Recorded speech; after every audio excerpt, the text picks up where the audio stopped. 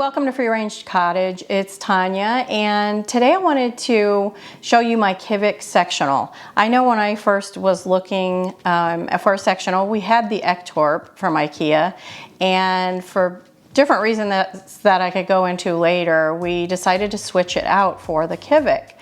And I looked around on the internet. I really couldn't find a lot of very good reviews, and I definitely wanted to see it styled. It's one thing to see it in the showroom and just the couch on its own, but to see it in someone's house with actual throw pillows on it and in real life was something that I couldn't find. I actually made a blog post on my blog that I will put a link to in the description down below of the review of this, and there's a lot of pictures on there of when I had it in my living room. We just recently moved it up to our bonus room. It's our loft that we converted to a bonus room, which I also have a blog post on that, and I'll link that too.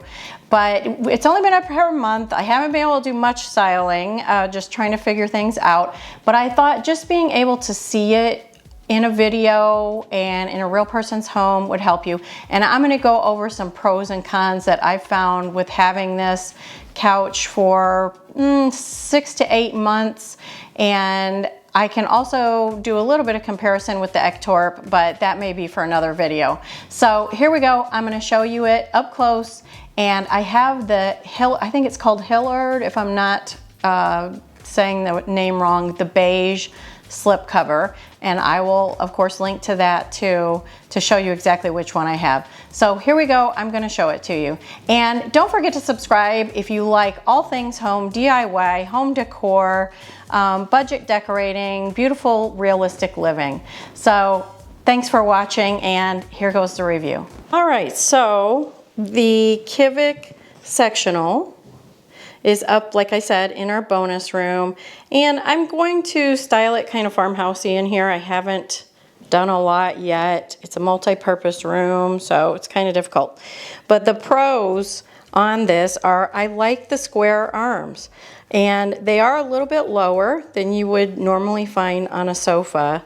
But that hasn't been a problem for us at all. If you want to lay your head on it, I found that just grabbing a pillow and just laying it on the side, and it really makes it perfect. They're really comfortable. They're kind of squishy. I'm going to show you. It's memory foam with, of course, the wood underneath, the pressed wood underneath, and then the seats are the memory foam. So that's a pro that I found, is that they bounce back nicely. They don't get all crumply. I've found with other slip-covered sofas that I have, including the Ektorp, I was ending up having to fluff the back pillows quite a bit. This one holds its shape really well.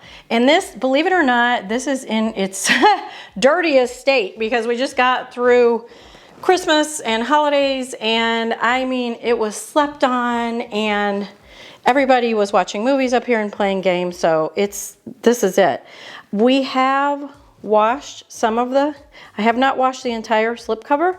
We have washed some of the parts of it, but I'm gonna go close in. You can see there's nice piping along the edges. They have a light gray that I actually wanted, and it didn't have the piping and stuff on it. And in the showroom, to me, it just didn't look as high-end, and I wanted something that looked like it could have been from, you know, Crate and Barrel or West Elm, you know, your $5,000–6,000 sofas. And that's another pro about this sectional, is the price point. Of course, it's way more reasonable than a lot of sectionals the size that you would get. Another pro is the depth of the seats. They are, now when I put the link to it, that'll give you all the measurements, but it's really comfortable. I have tall people in my family, even though I'm not tall, and I wanted something a little deeper that you could lay on and sleep on, and it would be really comfortable, and it has been. The memory foam is fairly firm, but not firm to the point of uncomfortable, is what we have found. Another pro that I have found from the decorating standpoint is that it can hold a lot of throw pillows. If you're a throw pillow addict like I am, and you like the big throw pillows, these are also from IKEA, these big ones with the velvet covers. The black and white ones are Amazon. But my Ektorp sofa was not deep enough to really hold a lot of throw pillows, and they always ended up on the ground. These tend to, I mean, you can see there's space left over. So that's another pro. A con that I would find with this slipcover from a practical point of view is it is a little harder to get the slipcover off to wash it. The arms are separate, and so it's a little more difficult. But I have found that if I just spot clean, if there's a little spot, my grandkids have even gotten chocolate on it before, and I just got a sponge and some water and it came off really well. Couldn't even tell that it had been there. So I guess it's a pro on that aspect, but a con if you want to wash the entire thing.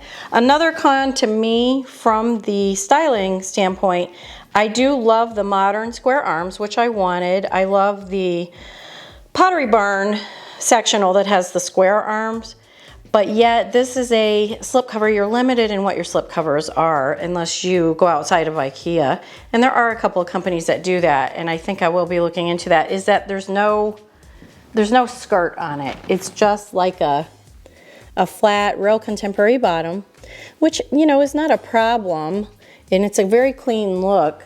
But if you just love that sort of skirted farmhouse or cottage style, then it kind of misses the mark on that, and they don't offer one with a skirt on it.